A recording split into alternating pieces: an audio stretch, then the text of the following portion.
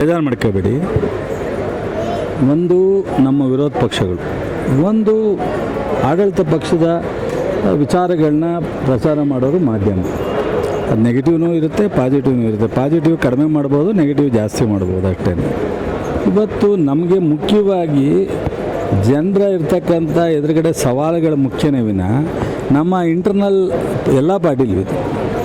B J ಪಿಲಿಲ್ವಾ, ಸಣ್ಣ ಪಕ್ಷ JDS ಅಲ್ಲಿಲ್ವಾ, ಕಾಂಗ್ರೆಸ್ನಲ್ಲೂ ಇರುತ್ತೆ. ಬಿ ಜೆ ಪಿನಲ್ಲಿ ಅಧಿಕಾರ ಇಲ್ಲದೇ ಇದ್ದಾಗಲೇ ಇಷ್ಟೊಂದು ಆಂತರಿಕ ಕಿತ್ತಾಟ ಇರಬೇಕಾದ್ರೆ ನಮ್ಮಲ್ಲಿ ಏನೂ ಇಲ್ಲ. ಬೆಳಗ್ಗೆ ಎದ್ದರೆ ಹೆಗಲ ಮೇಲೆ ಕೈ ಹಾಕ್ಕೊಂಡು ಸಿದ್ದರಾಮಯ್ಯನವರು DK ಅವರು ಚೆನ್ನಾಗಿ ಹೋಗ್ತಾರೆ. ಬಟ್ ಅಲ್ಲಿ ಇಲ್ಲಿ ಮಾತಾಡೋರಿಗೆ, ನಾವು ಊಹಾಪಾವ ಹೇಳೋರಿಗೆ ಪಕ್ಷದ ಒಳಗಡೆನೂ ಇರ್ತಾರೆ, ಪಕ್ಷದ ಹೊರಗಡೆನೂ ಇರ್ತಾರೆ, ಮಾಧ್ಯಮಗಳಿಗೂ ತಪ್ಪು ಮಾಹಿತಿ ಕೊಡ್ತಾರೆ. ಈ ಥರದ್ದು ಆಗ್ತಾಯಿದೆ. ಒಬ್ಬರು ಅಧ್ಯಕ್ಷರು ನಾನು ನಾಳೆ CM ಚೇಂಜ್ ಮಾಡ್ತೀನಿ ಅಂದರೆ ನಾಳೆ 10 ಗಂಟೆಗೆ ಮೀಟಿಂಗ್ ಕರಿಬೇಕು. ಅವರು ಇಲ್ಲಿಂದ ಡೆಲ್ಲಿಗೆ ಹೋದ ತಕ್ಷಣ ಮೀಟಿಂಗ್ ಕರೆದು ಅವ್ರಿಗೆ ಏನೋ ಸೂಚನೆ ಕೊಡಬೇಕು. ಅದ್ರ ವಿಚಾರ ಹೈಕಮಾಂಡ್ ಅಂತಂದ್ರೇನು? ಪಕ್ಷದ ಅಧ್ಯಕ್ಷರು ರಾಹುಲ್ ಗಾಂಧಿಯವರು, ಸೋನಿಯಾ ಗಾಂಧಿ. CM ಏನು ಹೇಳಿದ್ದಾರೆ, ನಮ್ಮ ಹೈಕಮಾಂಡ್ ಏನು ಹೇಳುತ್ತೆ ಅದು ಕೇಳ್ತೀವಿ ಅಂತ ಹೇಳಿದ್ದಾರೆ. ಸೊ ಸಿದ್ದರಾಮಯ್ಯನವರು ಹೇಳಿದ್ದಾರೆ, DKನೂ ಅದೇ ಹೇಳಿದ್ದಾರೆ. ಸೊ ಮಲ್ಲಿಕಾರ್ಜುನ್ ಖರ್ಗೆ ಅವರು ಸಹ ಈಗಿಲ್ಲ. ಅದು ಮಾಡೋದಾದರೆ 3 ಜನ ಕೂತ್ಕೊಂಡಾಗ ಮಾತ್ರ ಅದು ಸಾಧ್ಯತೆ ಅಂತ ಹೇಳಿದ್ದಾರೆ. ಅದರಿಂದ ಈ ವಿಚಾರ ನಮಗೆ ಪ್ರಸ್ತಾವನೆ ಅಲ್ಲ. ಇದು ನಮ್ಮ ಪಕ್ಷದ ಇಂಟರ್ನಲ್ ಇರ್ತಕ್ಕಂಥ ವಿಚಾರ. ಪಕ್ಷದಲ್ಲಿ ತೀರ್ಮಾನ ಮಾಡ್ತಾರೆ.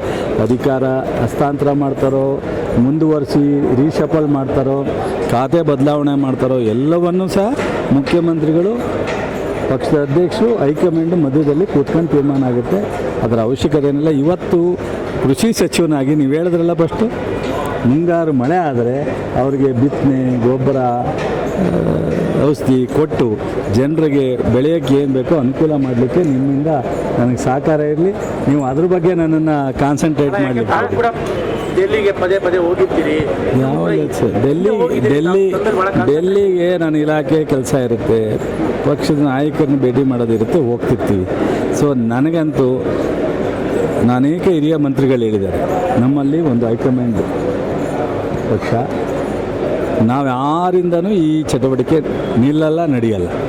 ಇದೇನಿದ್ರೂ AICC 4 ಜನ ಏನಿದ್ದಾರೆ, ಒಂದು ಸೋನಿಯಾ ಗಾಂಧಿ ಮೇಡಮ್, ರಾಹುಲ್ ಗಾಂಧಿ, ಪಕ್ಷದ ಅಧ್ಯಕ್ಷರು ವೇಣುಗೋಪಾಲ್, ಸುರ್ಜೇವಾಲಾ, ಅವ್ರು 5 ಜನ ಕೂತ್ಕೊಂಡು ಇವರಿಬ್ಬರನ್ನ ಕರೆಸಿ ತೀರ್ಮಾನ ಮಾಡೋದೇ ವಿನ ನಾನು ಎಷ್ಟೇ ಹೇಳಿಕೆ ಕೊಡೋದ್ರಿಂದ ಪ್ರಯೋಜನ. ಅದೆಲ್ಲ ಪಕ್ಷದಲ್ಲಿ ತೀರ್ಮಾನ ಮಾಡ್ತಾರೆ ಬಿಡುಗರು. ಅದ್ರ ಬಗ್ಗೆ ಅವಶ್ಯಕತೆ ಇಲ್ಲ. ಈಗ ಏನಾಗಿದೆ ಏನ್ಬಿಟ್ಟಿದೆ ಅಂತ ನಾನು ಮೀಡಿಯಾದ ಮುಂದೆ ಚರ್ಚೆ ಮಾಡೋವಂಥ ಅವಶ್ಯಕತೆ ಇದೆಯಾ? ಅದು ಬೇಕಾ? ನಿಮಗೂ ಬೇಕಿಲ್ಲ, ನನಗೂ ಬೇಕಿಲ್ಲ. ಸೊ ಈಗ ನನಗೆ ಹೌದು ಅದಕ್ಕೆ ಹೇಳೋದು, ಇಬ್ಬರಿಗೂ ಡ್ಯಾಮೇಜ್ ಆಗಬಾರ್ದು, ಪಕ್ಷಕ್ಕೂ ಡ್ಯಾಮೇಜ್ ಆಗಬಾರ್ದು, ಸರ್ಕಾರಕ್ಕೂ ಡ್ಯಾಮೇಜ್ ಆಗಬಾರ್ದು. ಅನಾವಶ್ಯಕವಾಗಿ ನಾನೇನಾದ್ರು ಪತ್ರಿಕೆಯಲ್ಲಿ ಹೇಳಿಕೆ ಕೊಟ್ಟರೆ ಅದನ್ನು ನೀವು ಬೇಗ ಇಲ್ಲಿಂದ ನನ್ನ ಕಾರು ಕೂತ್ಕೊಳ್ಳೋದಕ್ಕೆ ಚಾಲನೆ ಆಗುತ್ತೆ. ಅದರಿಂದ ಪ್ರಯೋಜನ ಏನಾಗುತ್ತೆ?